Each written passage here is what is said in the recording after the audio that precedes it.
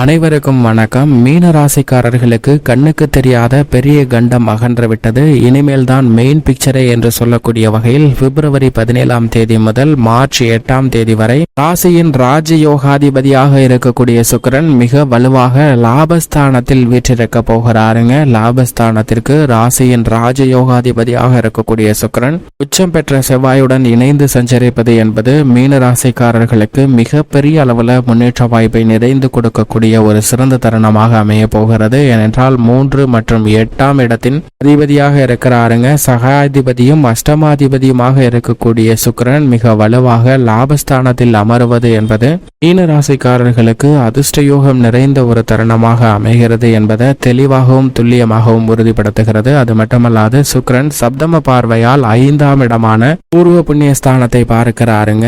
இது குடும்ப ரீதியாக ஏற்படக்கூடிய பல சிரமங்களை விலக்கி பூர்வீக சொத்துக்கள் ரீதியான பிரச்சனை உட்பட பல்வேறு விதமான பிரச்சனைகள்ல நல்ல முன்னேற்றத்தை நிறைந்து கொடுக்கக்கூடிய ஒரு சிறந்த அமைப்பாக மீனராசிக்காரர்களுக்கு நிச்சயமாக பார்க்கப்படுகிறது.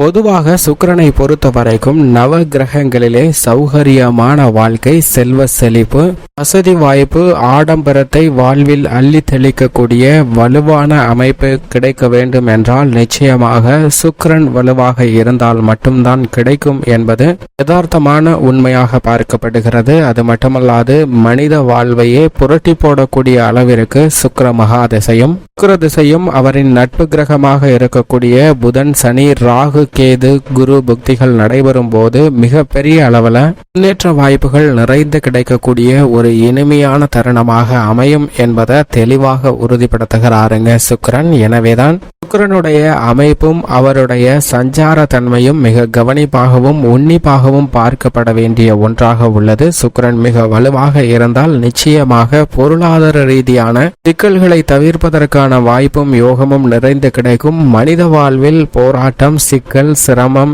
ஏற்படுகிறது என்றால் அதற்கு மிக முக்கியமாக ஒரு மனிதனுடைய வாழ்வில் 90% மேல் அவன் சந்திக்கக்கூடிய சிரமங்கள் அனைத்திற்கும் காரணமாக அமைவது இந்த பொருளாதார ரீதியான பின்னடைவும் சிக்கல்களும் தடைகளும் தாமதமே தவிர மற்ற விஷயங்கள் மிகவும் சொற்பமாக தான் இருக்கிறது. எனவேதான் சுக்கிரன் வலுவாக இருந்தால் இவை அனைத்திலும் மிக பெரிய அளவுல முன்னேற்ற வாய்ப்பு நிறைந்து கிடைக்குங்க. அப்படி ஒரு வலுவான அமைப்பில் கண்ணுக்கு தெரியாத பெரிய கண்டத்தை அகற்றிவிட்டிருக்கிறார் சுக்கிரன்.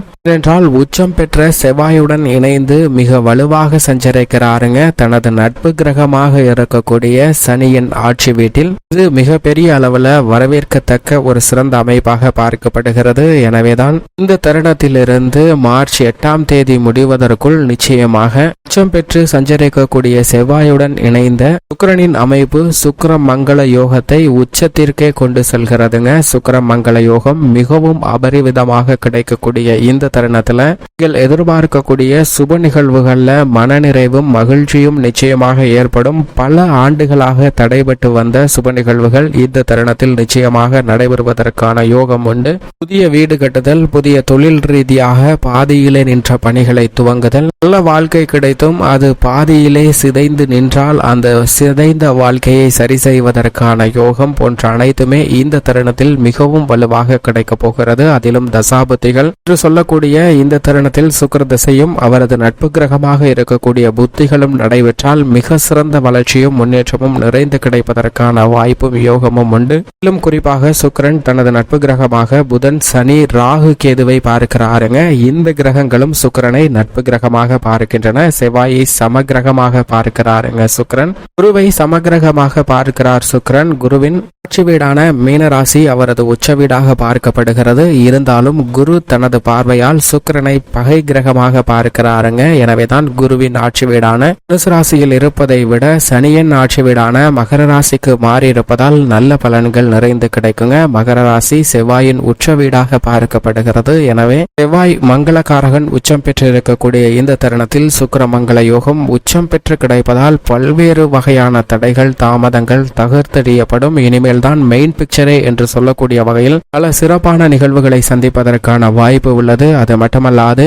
சுக்கிரனின் பார்வையில் சூரியன் சந்திரனை பகை கிரகமாக பார்க்கப்படுகிறாருங்க. சூரியன் சுக்கிரனை பகை கிரகமாக தான் பார்க்கிறார், ஆனால் சந்திரன் சம கிரகமாக பார்க்கிறாருங்க. இப்படி சுக்கிரனின் பார்வை இருந்தாலும் கூட பொதுவாக சுபத்துவ பாதையில் சுக்கிரன் மிக வலுவாக சஞ்சரிக்கும் போது 2, 4, 5, 7, 9 மற்றும் 11 ஆகிய இடங்கள்ல மிக அபரிவிதமான செல்வ செழிப்பை அள்ளி கொடுக்கக்கூடிய ஒரு சிறந்தவராக பார்க்கப்படுகிறாருங்க சுக்கிரன். அதே சமயம் 3, 6, 8 ஆகிய இடங்களிலும் சற்று சிரமத்தை ஏற்படுத்தினாலும் கூட ராகு கிரக சேர்க்கையின் போது அந்த இடங்களிலும் நல்ல முன்னேற்ற வாய்ப்பு நிறைந்து கிடைப்பதற்கான வாய்ப்பை ஏற்படுத்தி கொடுக்கிறார். எனவேதான் இந்த தருணம் என்பது மிக பெரிய அளவுல முன்னேற்றத்தை பெறுவதற்கான ஒரு சிறந்த தருணமாக பார்க்கப்படுகிறது. அது மட்டுமல்லாது கண்ணுக்கு தெரியாத மிக பெரிய கண்டங்களை அகற்றி விடுகிறாருங்க. உதாரணமாக ஒருவருக்கு மிகவும் பசிக்கிறது, பசியை தீர்ப்பதற்கு என்ன செய்வது என்று தெரியவில்லை. உடனடியாக இருக்கக்கூடிய அருகில் இருக்கக்கூடிய உணவகம் ஒன்றிற்கு செல்கிறார். அங்கு உணவு அருந்தலாம் என்று பார்க்கும்போது தன்னுடைய கையில் பணம் இல்லை என்பதை உணர்ந்து கொள்கிறாருங்க. எனவே உணவகத்தை விட்டு வெளியே வரக்கூடிய அந்த நபர் தன்னுடைய பசியை தீர்ப்பதற்கு வேறு ஏதாவது வழி கிடைக்கிறதா என்று வீதிகளில் நடந்து சென்று கொண்டிருக்கிறார். அப்படி சென்று கொண்டிருக்கும் போது அருகாமையில் உள்ள ஆலயம் ஒன்றில் அன்னதானம் வழங்கப்படுகிறது என்று கேள்விப்படுகிறாருங்க. இதை கேள்விப்பட்டவுடன் அவருக்கு மிகவும் மகிழ்ச்சி ஏற்படுகிறது. உடனடியாக அந்த அன்னதானத்தில் கலந்து கொண்டு நம்முடைய பசியை நீக்கிவிடலாம் என்று நினைத்து அங்கு செல்கிறார். அங்கு நீண்ட வரிசையானது அன்னதான உணவிற்காக காத்து கொண்டிருக்கிறது. எனவே அந்த நீண்ட வரிசையில் பொறுமையாக நின்று அன்னதான உணவை பெற்றுக்கொண்டு செல்கிறாருங்க. அப்படி பெற்றுக்கொண்டு செல்லும் போது பின்னால் இருந்த நபர் தெரியாமல் கால் தடறி இவர் மீது வந்து விழுகிறார். அப்படி விழுவதால் தன்னுடைய கையில் வைத்திருந்த சாதமும் கீழே கொட்டி வீணாகிறது. இதை பார்த்தவுடன் கோபத்தில் தன்னுடைய பசியை தீர்க்க வழி கிடைத்தும் தீர்க்க முடியவில்லையே என்று தள்ளிவிட்ட நபரை மிகவும் பயங்கரமாக திட்டுகிறார். ஆனால் இந்த நபர் வாங்கிய உணவில் அவருக்கு தெரியாமலே விஷம் கலக்கப்பட்டது. ஏனென்றால் அவருடைய தட்டிற்கு நேராக ஒரு பருந்து ஒன்று தன்னுடைய இறைக்காக பாம்பு ஒன்றை தூக்கி கொண்டு செல்கிறது. இந்த பாம்பு தன்னுடைய உயிரை காப்பாற்றிக் கொள்ள வேண்டும் என்று கழுகை தாக்க முயற்சி செய்கிறது. தன்னுடைய விஷத்தை கழுகின் மீது கக்குகிறதுங்க. அந்த விஷமானது கழுகின் கால்களில் பட்டு பூமியை நோக்கி வருகிறது. அப்படி பூமியை நோக்கி வந்த விஷமானது இந்த நபர் பெற்ற அன்னதான உணவில் கலந்து விடுகிறதுங்க. அப்படி கலந்து விட்ட உணவை தான் சாப்பிட முயற்சி செய்து வேறு ஒரு இடத்திற்கு சென்று கொண்டிருக்கும் போது பின்னால் இருக்கக்கூடிய நபர் அவரை தட்டிவிடுகிறார்.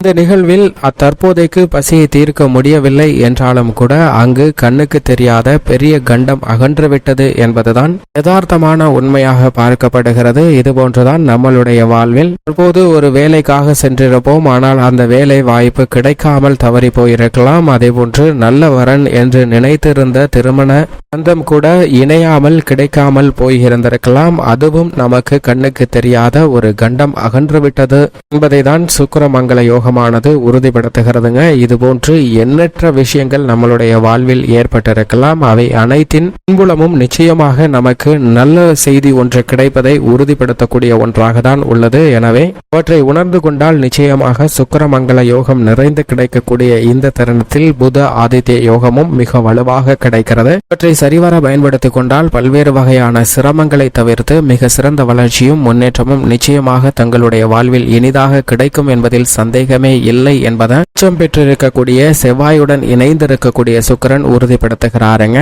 இப்படி சுக்கிரனின் அமைப்பு இருக்க மீனராசிக்காரர்களின் குடும்ப சூழ்நிலையை பொறுத்த வரைக்கும் ராசியின் அதிபதியாக இருக்கக்கூடிய குரு குடும்பஸ்தானத்தில் வலுவாக சஞ்சரிக்கிறாருங்க. எனவே குடும்ப ரீதியாக எப்பேற்பட்ட பிரச்சனைகள் ஏற்பட்டாலும் அவை இறுதியில் மகிழ்ச்சி நிறைந்தவையாக மாறும். அது மட்டுமல்லாது சனி ஆரம்ப காலகட்டத்தில் 7.5 சனியாக விரய சனியாக அமர்ந்திருக்கக்கூடிய இந்த தருணத்தில் பெரிய அளவிற்கு பாதிப்பு ஏற்படாத வகையில் லாபஸ்தானத்தில் ராஜயோகாதிபதியாக இருக்கக்கூடிய சுக்கிரன் மிக வலுவாக சஞ்சரிக்க போகிறாருங்க. உச்சம் பெற்ற செவ்வாயுடன் இணைந்து சஞ்சரிப்பதால் உச்ச சுக்கிரமங்கல யோகமானது நிறைந்து கிடைக்கிறது. எனவே இந்த தருணத்தில் சுப நிகழ்வுகளில் ஏற்படக்கூடிய தடைகள் தாமதங்கள் தோஷங்கள் அனைத்துமே தகர்த்தெறியப்பட்டு மீனராசிக்காரர்களுக்கு நிறைந்த முன்னேற்றம் மிக சிறப்பாக கிடைக்கும். மகிழ்ச்சியும் இனிதாக பிறக்கக்கூடிய தருணமாக பார்க்கப்படுகிறது. உறவினர்களுக்கிடையே ஏற்படக்கூடிய கருத்து வேறுபாடு மனஸ்தாபம் போன்றவை நீங்கி ஒற்றுமை பிறக்குங்க. குடும்ப உறுப்பினர்கள் ஒருவருக்கொருவரை புரிந்து கொள்வதால் ஒற்றுமை இனிதாக